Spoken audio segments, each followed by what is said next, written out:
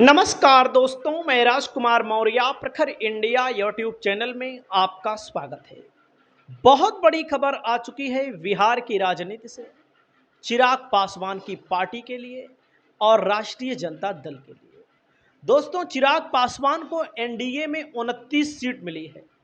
243 सीटों में चुनाव होना है, लेकिन दोस्तों चिराग पासवान की जो 29 सीट है उनमें से एक सीट पर वोटिंग से पहले ही चिराग पासवान की पार्टी हार गई है और आरजेडी जीत गई है।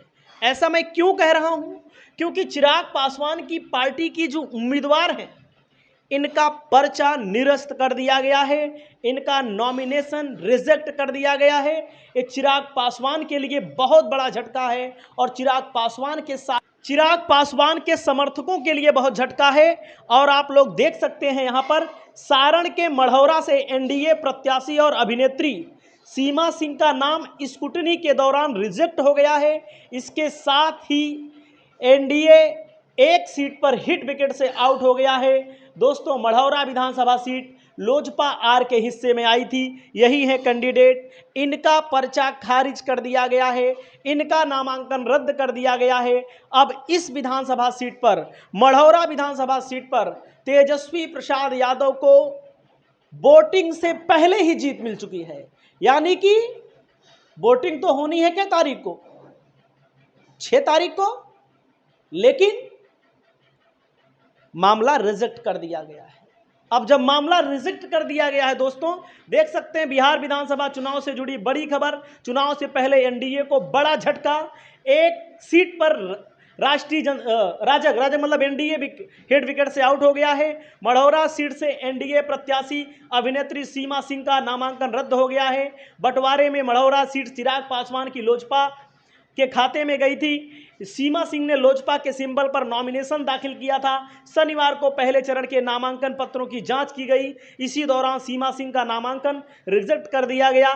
इस सीट पर सीमा सिंह समेत 4 उम्मीदवारों का नामांकन रद्द किया गया। जिन लोगों का नामांकन रद्द हुआ है दोस्तों, उनमें सीमा सिंह के अलावा बसपा से आदित्य कुमार, जनता दल यूनाइटेड से बागी निर्दलीय अल्ताफ आलम, राजू विशाल कुमार निर्दलीय का नाम सामने आ चुका है।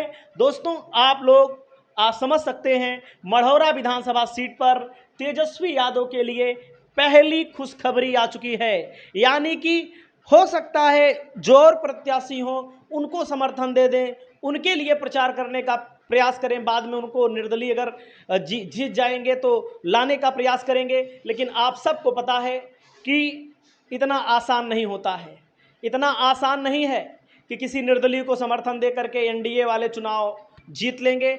आपकी क्या राय है दोस्तों? अभी मैं आपको बता दूं, जो चिराग पासवान को 29 सीट मिली है, उनमें से कई सीटें ऐसी हैं जहां पर चिराग पासवान को चुनाव जीतना बहुत मुश्किल है।